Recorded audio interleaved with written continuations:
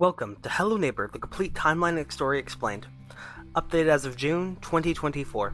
Please read the title of this video to make sure you're watching the latest version of this video, and check the description for the link if you're not.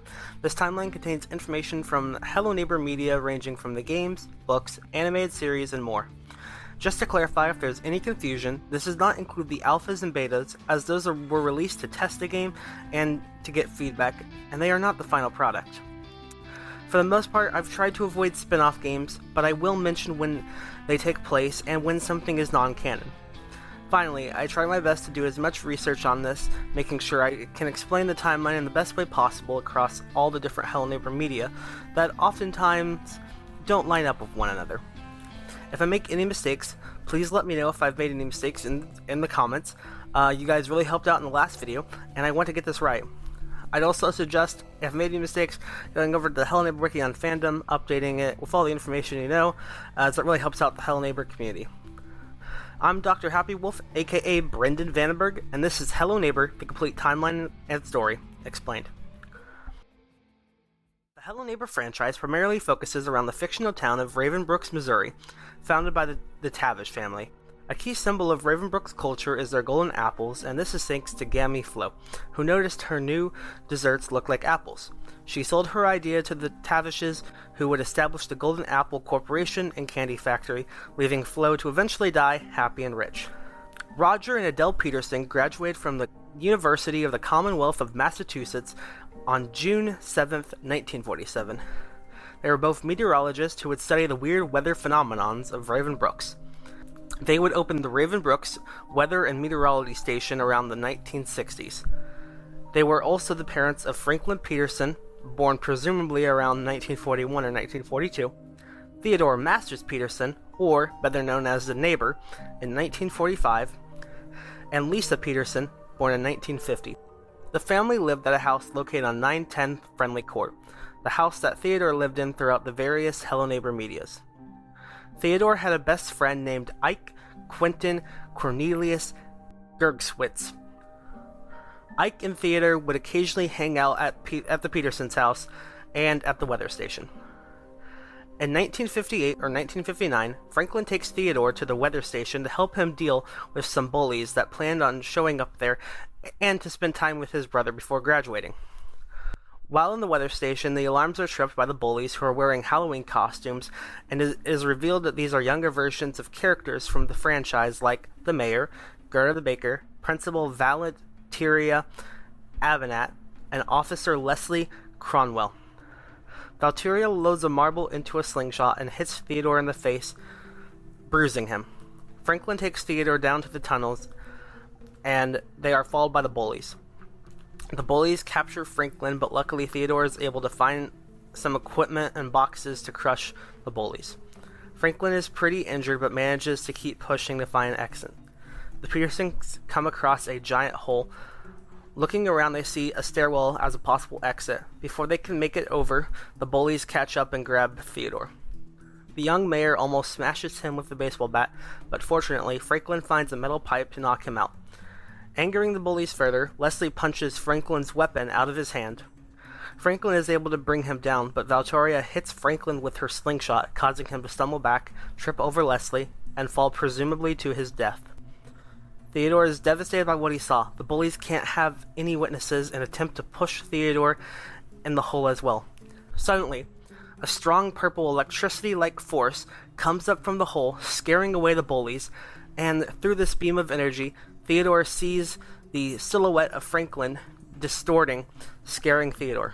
Around the 1960s, rumors began to spread of an urban legend known as the Force Protectors.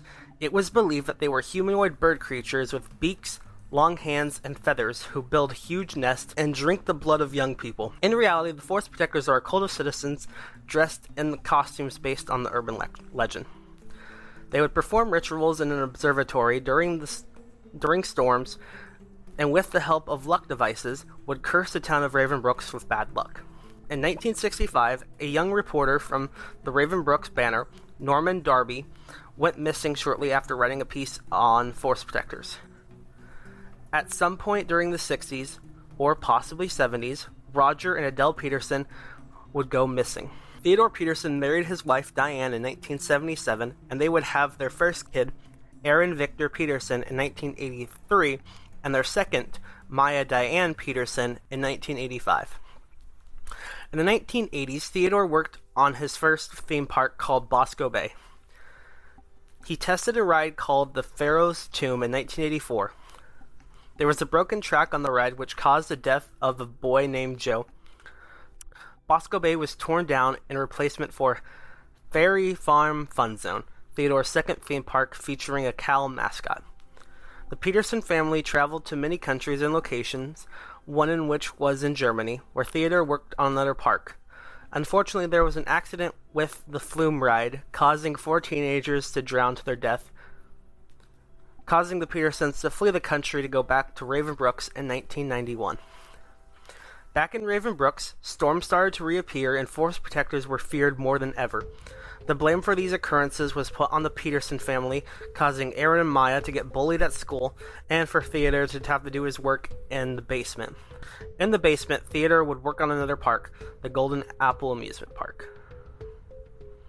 On Halloween night, Nicky and his friends, Enzo's younger sister, Maritza, Trinity, and Lucy Y decided to go to the Ravenbrooks High School to receive the big candy bars they passed out. They decided to take a shortcut through the woods to get there. However, they stumble upon the weather station. Inside, Aaron finds stuff relating to his grandparents when he has to hide due to someone coming. He thought it was a forest protector, but it turns out to be Ike, who had been working as a security guard for the Eyes and Ears Security Company and would patrol the forest. Ike took Aaron back home, and to keep him out of trouble, said that he found him near the natural grocer. Aaron decides to go back to the forest with Maya, and they got grounded for being out too long. At some point after this, Ike was at the Petersons having pizza when an argument happened between him and Theodore, causing the friendship to end. Ike went missing afterwards. Aaron goes back to the weather station by himself and finds a tunnel underneath it. Here he finds Ike's wallet with blood on it, and Aaron thinks he sees Ike running away in front of him. Aaron returns to the forest where he sees a nest in a tree and decides to climb it. Aaron ends up falling, causing him to be knocked out, and wakes up in the hospital with no one concerned as to why he fell from the tree. And he doesn't have Ike's wallet. Theodore took the wallet as it contained parts that he could use to build luck devices. Ike found these parts by digging them up after Roger and Adele had buried them. One day, 2 men came to the Petersons' house to investigate the log flume accident in Germany. They end up leaving, but keep an eye on the Petersons, causing Diane to find a lawyer, something they can't afford. Fortunately, Theodore's luck from his devices allows for him to find one and clear the Petersons' name. In 1992, Ike's body was found in a peppermint vat at the Golden Apple Factory. It was revealed during this time to the public that forest protectors were a hoax and actually a cult of people who put bad luck on the town. That summer was the grand opening of what would be Theodore's last park, the Golden Apple Amusement Park. Lucy Y, only 7 years old, was on the Rotten Core roller coaster when it derailed and the cart went into a tree, causing her death. Lucy Y had made her mark on the town by co-founding the Golden Apple Young Inventors Club. At some point after 1992, the tunnels underneath Ravenbrooks caved in. In 1995, Nicholas Michael Roth and his parents Jay and Lewin moved into Ravenbrooks across the street from the Petersons. Nicky is the protagonist of the first Hello Neighbor game. Before unpacking, Nicky decided to practice his lockpicking skills and noticed he was being watched. Whoever was watching him left a note the next day complimenting his lockpicking skills. This person turns out to be Aaron Peterson, and they quickly become friends. Aaron would show Nicky around the Golden Apple Factory, the forest, and accidentally the Golden Apple Amusement Park. Nicky would have sleepovers at the Petersons, where he was creeped out by Theodore. Aaron and Maya have very expressive imaginations, and they would often play games together until they were called to eat lunch, generally around noon. One day, however, Aaron and Maya were playing. It became noon, and their parents still weren't back from the store. Aaron and Maya become concerned, and Aaron makes a call to try and find an answer, only to get no response. They return to playing until Theodore returns home.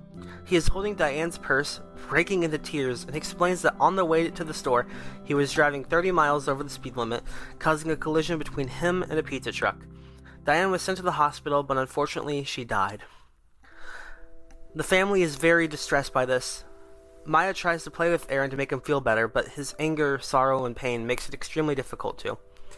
Aaron and Maya were playing on the roof when Aaron is too caught up in his emotions and accidentally pushes Maya off the roof to her death. Theodore buries her in their backyard. At Diane's funeral, Nikki notices Maya missing. Aaron tells Nikki to never speak to him again, and Aaron leaves him a note in blood reading, "I make bad things happen." Theodore waits inside the house and has a nervous breakdown, becoming unhinged, and decides to lock Aaron in the basement to keep him out of harm's way. Theodore tells the town that Aaron and Maya are staying at their Aunt Lisa's house in Minnesota. Nikki isn't convinced that this is the case and convinces Enzo, Maritza, and Trinity to help him find out the truth. Nikki has reoccurring nightmares about his grandma and mannequins. One day when Enzo and Trinity are not available, he breaks into Theodore's house with the help of Maritza to steal a phone book to find out the truth of the whereabouts of Aaron and Maya. Nikki hides in the closet and is almost caught by Theodore, but thankfully, Maritza is able to convince the mailman to ring the doorbell, creating a distraction. Later, Nikki calls Lisa, only for her to hang up when he mentions that Theodore left his kids with her. Later, Theodore breaks into Nikki's bedroom and steals the phone book back. Nikki and Maritza learn that Theodore collects parts from the Golden Apple amusement park. Theodore wants revenge on Nikki and finds ways to frame him. At some point, missing posters are put up for Aaron and Maya. On Nikki's 13th birthday party in 1996, they spend it at a park called Spreeland, which was designed by Theodore, and they decide to ride a ride called Scream School. At the end of the ride, Nikki is informed that he left a drawing behind him. Not remembering having a drawing, he flips it around to reveal that it's a missing poster. Maritza becomes mad at him because she thinks he tore a poster down, which he didn't do. Theodore's luck devices work and they take action at Nikki, who is blamed for a break-in at a natural grocer that involved a mannequin. The town starts to think that Nikki is not innocent and he loses his friends because of this. The friends he does have left help him spy on Mr. Peterson throughout the days and learn that some force causes bad things to happen to people when Mr. Peterson is nearby, such as injury or death.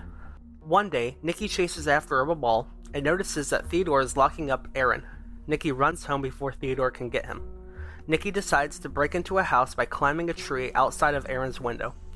Nikki later digs up some duffel bags buried in his backyard that contain parts of tapes.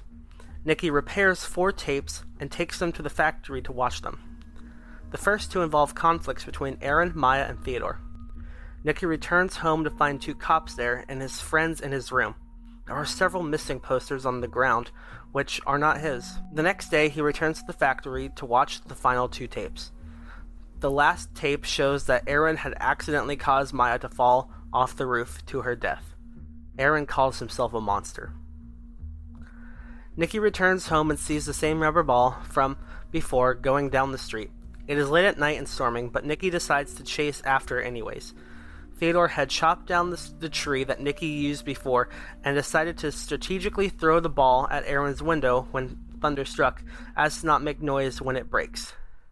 Nikki grabs an old tool shelf and some cardboard boxes and leaps onto the roof. He gets inside Aaron's room and finds a lever on the wall.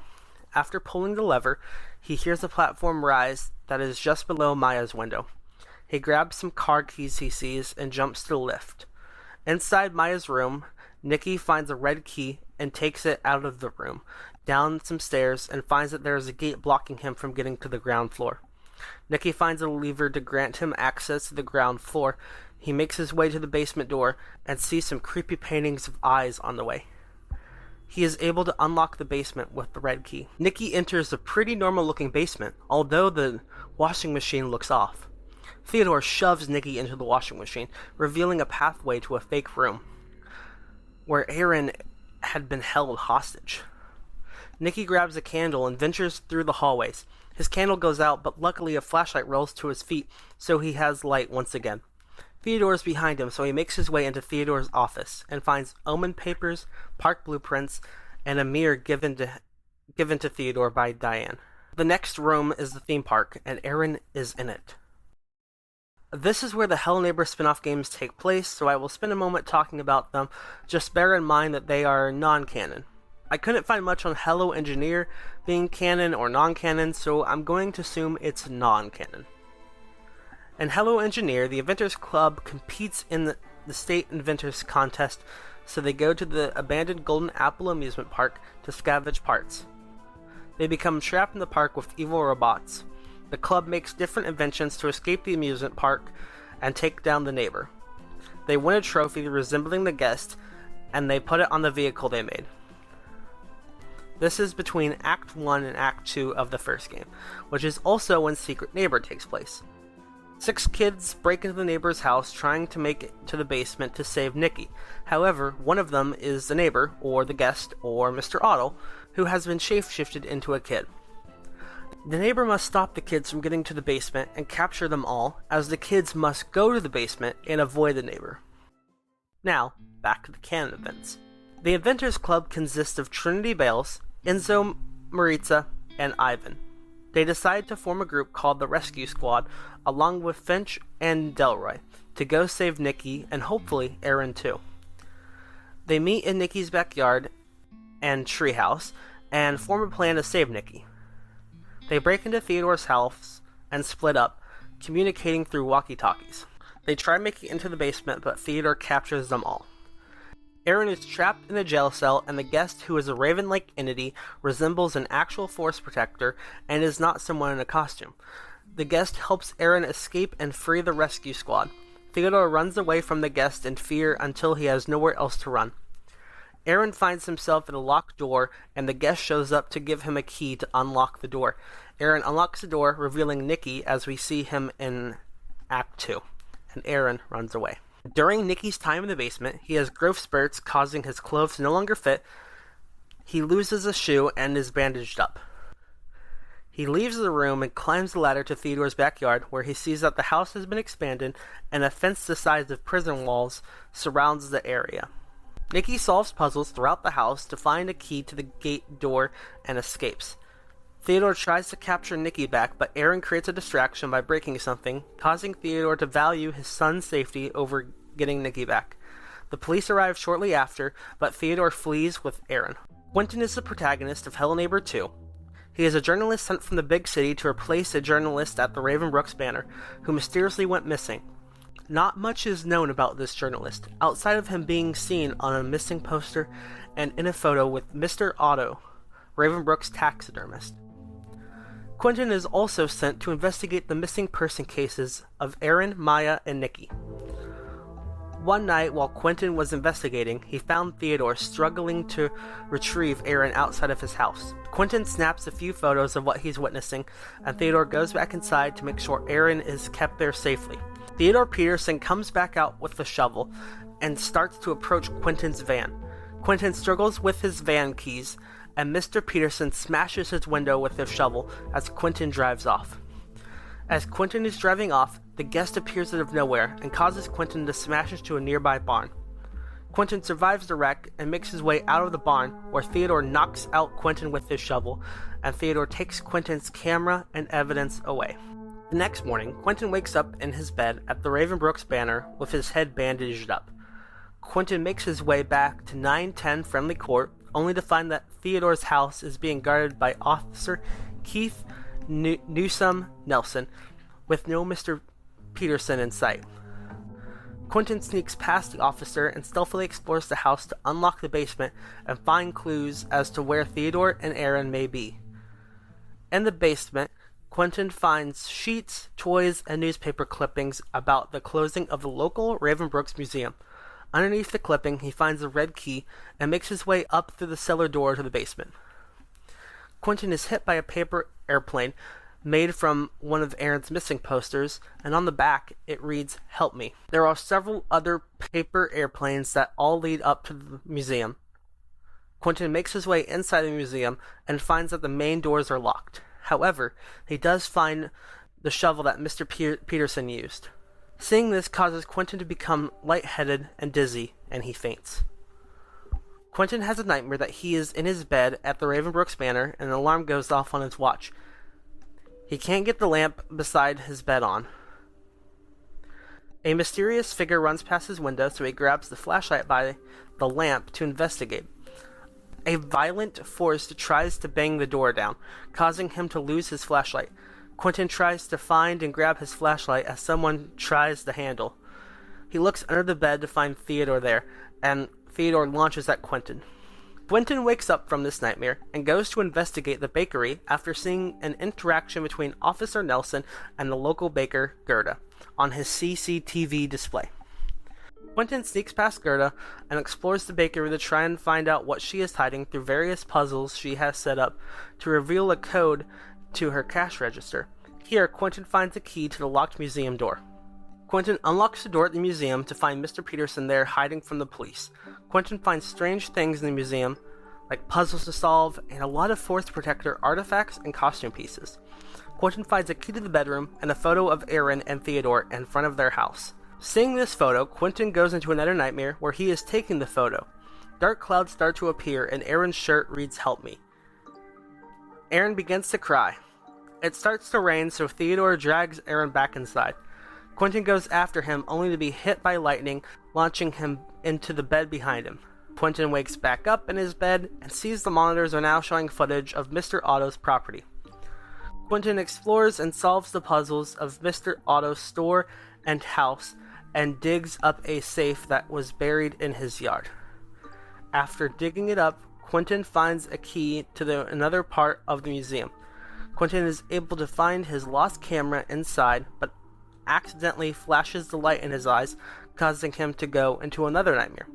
In this nightmare, Quentin is opening the doors to the museum and finds a strange gold key with an apple inscribed on it that seemingly fell out of nowhere. More keys fall from the crow figure that is hanging in the middle of the museum. The figure comes to life, making noise and flapping its wings, spewing out more coins. Quentin starts to back away, unsure of what to make of what's happening, and the crow swoops down to bite and attack Quentin, waking him up. On the monitors, Quentin sees footage of the mayor's mansion and goes to explore it. Quentin must avoid the mayor and his French bulldog, Skipper, who acts as a guard dog. Quentin solves puzzles in the mansion with the mayor's many trophies and finds a ship-like wheel to reveal a secret study room the mayor has. Quentin finds another key to the museum and finds out that the mayor has Force Protector clothing, revealing that he is a part of the Force Protector cult. Back at the museum, Quentin unlocks a room and gathers taxidermy heads of different animals to unlock the attic door. In the attic, Quentin finds a jail cell containing a key hanging outside of it. He opens it, moves some boxes, and discovers that Aaron is inside of it. Aaron is hesitant after seeing the strange man, but after Quentin shows him the paper airplane that he sent saying "Help me," Aaron trusts Quentin and goes with him to escape. However, Theodore blocks away and picks up Quentin by the neck. This gives Aaron a chance to escape, and Theodore throws Quentin in the jail cell. The strong grip of Theodore caused Quentin to pass out. When Quentin wakes up, he finds that there is now a color-coded number combination lock. Quentin finds clues around the cell as to what the number combination is and unlocks the lock. After escaping the cell, Quentin sees the top of a multi-level Force Protector statue. Quentin makes his way to the main area of the museum to find Aaron hiding under a museum display and a lock blocking the exit. He steals a wrench off of Theodore and uses it to unbolt a fire extinguisher cage and a gate protecting the fire in the fireplace. After extinguishing the fire, Quentin finds the key to the exit, hanging on a hook. He unlocks the lock and breaks open a display case to grab a crowbar to remove the boards that are also in front of the door. Aaron runs over to Quentin and takes his hand as Theodore comes to grab him back. The crow statue begins breaking and crushes Theodore, trapping him. Aaron is concerned for his dad and goes over to check on him and gives him a hug. Quentin thinks about interfering but decides against it. All of a sudden, a mysterious shadow of a person comes up behind Quentin and knocks him out with presumably a wrench and drags him away. The Hello Neighbor 2 Patch 9 update is currently unknown when it takes place. An early cutscene concept seems to suggest that Quentin was dragged away by Force protectors and reawakened tied up in a sacrifice for a ritual. However, the guest decides to spare him. This is just a concept and doesn't appear in the final update. And the game files of the update, it is listed as Act 2, possibly suggesting it is sometime after the events of Hello Neighbor 2. But currently there is no official spot where this takes place. Regardless, at some point, Quentin explores the forest of Ravenbrooks to find the sawmill. The guest tries to attack Quentin as he uses a crane to put logs on the sawmill, cutting them into boards. Quentin loads these boards into a trolley and goes to the church as the guest chases after him. At the church, Quentin climbs to the top of the church to turn a bell, causing the bell to fall through the floor. Quentin goes through the hole it created into the catacombs.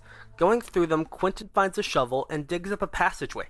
From there, he solves some puzzles with some pressure plates and finds a grave to dig up through. At the top, he finds himself in the building opposite of the church, and mannequins resembling Diane and Maya come out of the walls and approach Quentin, acting like they're going to grab him, but they just hug him. They retreat back to the walls, and Quentin passes out. At some other points in time, Quentin enters the library to explore its secrets, as the librarian tries to keep him from exploring the restricted section. After exploring the library, Quentin makes his way down to the lower levels of the library, where he finds it flooded with a liquid substance. He then causes the liquid to rise and escapes the library, leaving it flooded. One night, he breaks into the Ravenbrooks Middle School, which has been abandoned after the disappearances of children. The janitor and his 3 watchdogs protect and maintain the school. Quentin finds out the secrets that the middle school has and finds many makeshift students supposedly there to cheer up the janitor. Quentin solves puzzles and discovers secrets throughout the middle school and finds some remaining portions of the tunnel system below Ravenbrooks. As Quentin leaves, he sees the janitor happy with his dogs. At some point in the 2010s, Theodore uses the weather machine to cause a flood, letting the town of Ravenbrooks know what it's like to lose someone they love. Theodore comes across 2 step-siblings, Regina and Pris, after their car breaks down. He takes them to the store. Regina gets mad at Pris and runs away. She hides in Theodore's trunk, where she is taken to the weather station. She convinces Theodore to stop using the machine, so Theodore goes over to turn it off, but the guest takes over Theodore. The machine explodes and the flood ends. The cops come and the guest still roams the town. In 2015, 19 years after Nicky escaped Mr. Peterson's house, he is living in an apartment and is traumatized from the time he has spent in Mr. Peterson's basement. One day, Nicky is evicted from his apartment and has to move back to his house in Ravenbrooks. When Nicky moved back, he found his house to be in a state of decay. Nicky begins hallucinating and sees a shadow-like silhouette. The phone in his living room begins to ring, and he hears creepy noises. He looks outside of his window to see the silhouette, which is referred to as the Thing. Nicky lies down on his couch, hoping he can sleep his hallucinations away. Nicky has a dream reliving the events of his childhood trauma, only this time the house is far more bigger. Nicky once again breaks into Theodore's house, trying to discover the secrets of Mr. Peterson and save Aaron. Throughout the house, Nicky finds various rooms, transporting him to different locations resembling his childhood trauma. Nicky enters through a door by the stairs on the main floor. This door transports him to a long, winding school with desks and lockers scattered throughout, and a giant clock and school bell. The Thing watches Nicky as he makes his way through the school, with a bell ringing once in a while, causing Nicky to hide in a locker from the mannequins. The Thing watches as Nicky makes his way through the school, with a bell ringing once in a while, causing Nicky to hide in a locker, so as to not be caught by the mannequin students and teacher. Nicky reaches the door at the very end. Nicky opens it, and a mannequin comes out to grab him, but fortunately Nicky is able to push the mannequin off of him, and enters through the door. This reveals that he wasn't in a school, and instead just a normal room. This event could be referring to Nicky's experience at school or the Spree Lands ride, Scream School. Nicky enters a food pantry that shrinks him into a very small size. Nicky has to climb his way to the top of the pantry. While doing so, the Thing is watching him. Nikki escapes through an opening at the top of the closet and returns to normal size, where he is given the ability to double jump.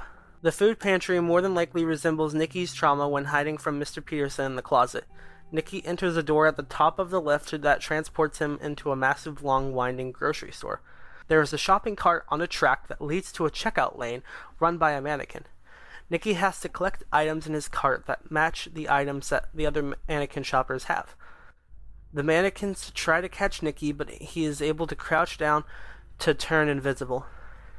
Nikki successfully collects everything he needs and escapes the supermarket, only to find out he was in another normal room.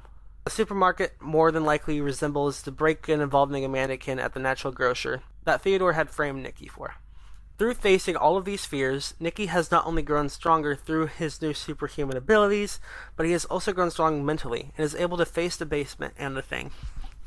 After unlocking the basement with a keycard, moving a chair, and unboarding the boards, he is able to enter the basement.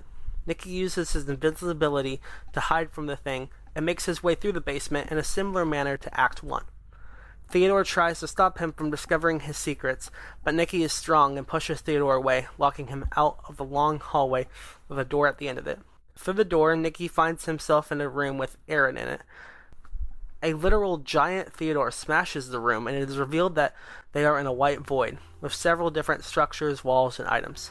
Theodore has a giant house on his back that Nikki must get to.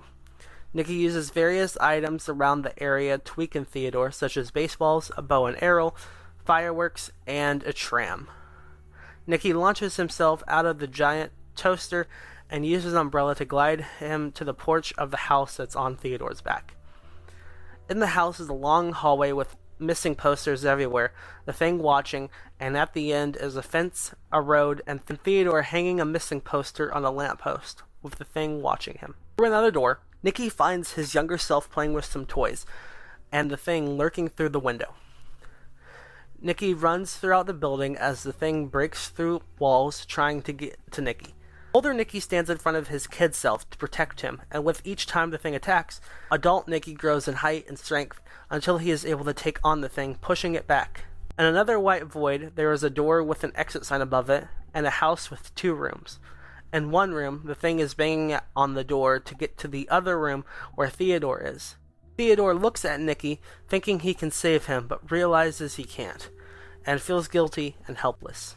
Nikki exits through the door and wakes up from the nap. The Thing, which is symbolic of the trauma that both Nikki and Theodore have, is gone. Nikki, trauma-free, takes his things from his car and moves back into his home in Raven Brooks. In the spin-off game Hello Neighbor Diaries that is based in the book universe, Nikki explores his old bedroom and is able to remember the good times he had with Aaron. On November 1st, 2021, time randomly keeps repeating itself to go back to November 2nd with slightly altered events. Enzo is reported missing because of this. At this point in his life, Nikki has been long gone from Raven Brooks, and Enzo has 2 kids, Jess and Jordy, who are being looked after by their aunt Maritza after his disappearance. Maritza tries and finds a way to bring Enzo back. The guest has been messaging a girl named Piper, who has moved into Raven Brooks recently, and tells her that she has nowhere to run, and sends her a photo of Theodore Peterson. And there you have it. That is Hello Neighbor, the complete timeline and story explained. Thank you all so much for watching, and I'll keep you updated when I can on new events of the Hello Neighbor franchise, and as always, feel free to leave a comment if I got anything wrong. It really helps out, and thank you so much for watching.